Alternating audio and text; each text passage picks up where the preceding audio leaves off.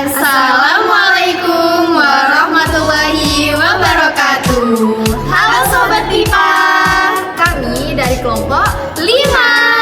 Di video kali ini kami akan membuat video pendek film Cenidaria.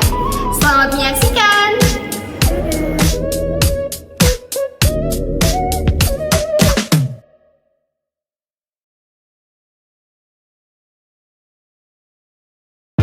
Yang pertama, yakni kita akan membahas karakteristik umum dari film Cenidaria. Yang pertama, Cenidaria memiliki tentakel.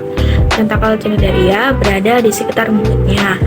Tentakel tersebut dilengkapi dengan sel-sel geni 12 yang mengandung penyemat nematokias.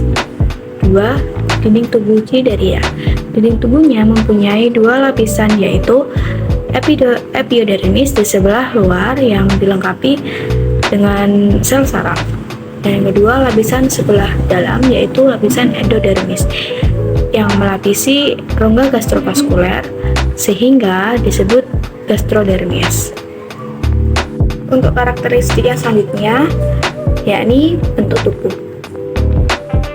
Dalam Cenidaria memiliki bentuk tubuh diploblastik yang bersimetri radial. Yang keempat yakni rongga gastrovaskular. Mempunyai rongga gastrovaskular yang berperan sebagai mulut sekaligus sebagai anus.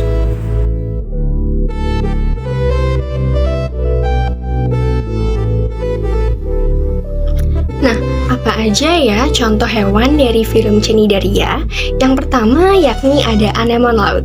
Anemon laut atau Actiniaria adalah hewan dari kelas Anthozoa yang sekilas terlihat seperti tumbuhan. Tetapi jika diamati lebih jauh, anemon laut merupakan jenis hewan. Bentuk tubuh anemon seperti bunga sehingga juga disebut mawar laut. Beberapa anemon dapat bergerak seperti siput, bergerak secara perlahan dengan cara menempel. Sebagian besar anemon laut memiliki sel penyengat yang berguna untuk melindungi dirinya dari predator. Pada umumnya, anemon laut banyak dijumpai pada daerah terumbu karang yang dangkal. Contoh yang kedua yakni Aurelia aurita atau juga dikenal dengan ubur-ubur bulan. Ubur-ubur ini tampak tembus pandang, biasanya berukuran 25-40 cm. Ubur-ubur ini memenuhi kebutuhan makanannya dengan cara mengumpulkan medusa, plankton, dan juga moluska dengan tentakelnya dan kemudian membawa mangsanya ke dalam tubuh untuk dicerna. Ubur-ubur ini hanya mampu bergerak terbatas dan hanyut dengan arus bahkan ketika berenang. Uniknya lagi, Aurelia tidak memiliki alat pernapasan seperti insang, paru-paru, atau trakea. Nah, contoh yang ketiga, kami mengambil contoh hewan dari film Cenidaria yakni terumbu karang. Terumbu karang dengan nama latin Acropora cervicornis hidup pada kedalaman 3-15 meter dari atas permukaan laut. Bentuknya menyerupai semak yang melebar dengan cabangnya yang berbentuk horizontal, menyebar namun tipis. Terumbu karang pada umumnya hidup di pinggir pantai atau daerah yang masih terkena cahaya matahari kurang lebih 50 meter di bawah permukaan laut.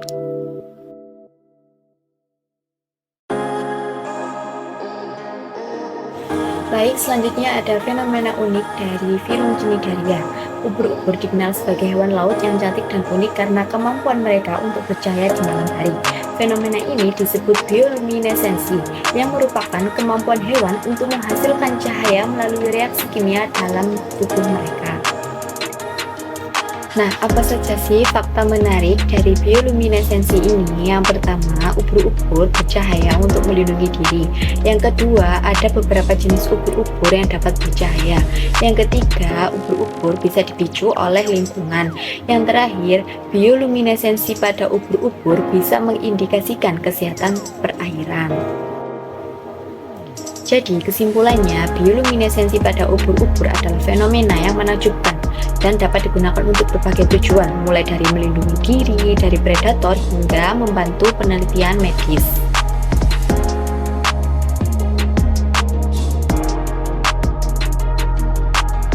Oke, jadi yang selanjutnya kita akan membahas tentang reproduksi dari Cenidaria.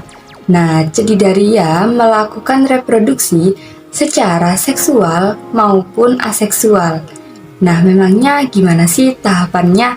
Jadi yang pertama, dari medusa dewasa akan mengeluarkan sel sperma dan sel telur dari rongga gastrovaskularnya. Nah, proses ini juga disebut dengan proses reproduksi secara seksual. Karena sel telur dan sel sperma bertemu dan kemudian terbentuklah zigot. Nah, dari zigot ini kemudian akan menjadi blastula.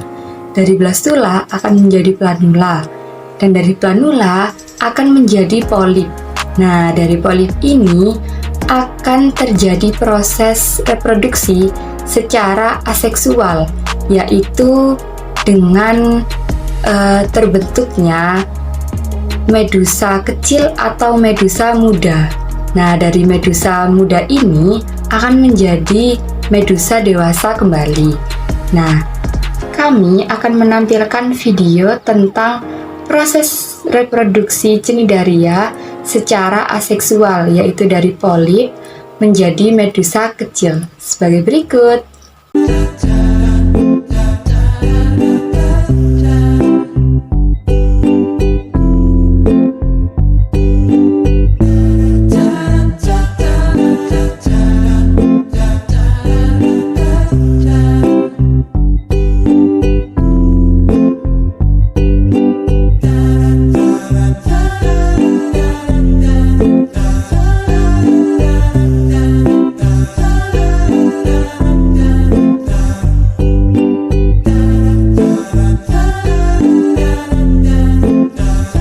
Oh iya, ada informasi tambahan nih teman-teman.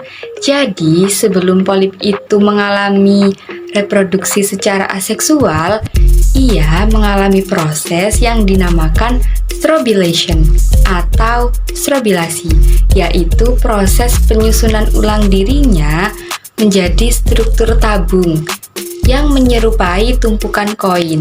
Dan tumpukan koin itu sebenarnya adalah medusa kecil yang akan dilepaskan saat gilirannya dan akan berkembang menjadi medusa dewasa.